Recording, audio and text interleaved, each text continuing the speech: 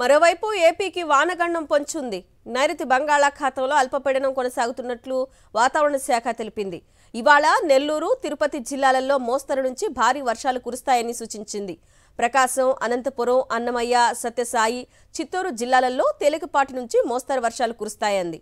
మరోవైపు ఈ నెల 22న ఆగ్నేయ బంగాళాఖాతంలో మరో అల్పపీడనం ఏర్పడనుంది.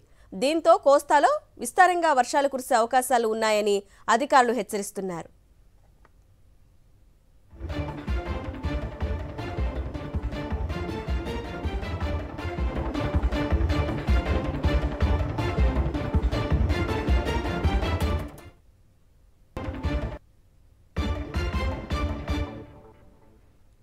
మరోవైపు ఏపీకి వానగండం పొంచుంది.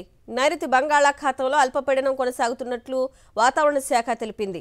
ఇవాళ నెల్లూరు, తిరుపతి జిల్లాలలో మోస్తరు నుంచి భారీ వర్షాలు కురుస్తాయని సూచించింది.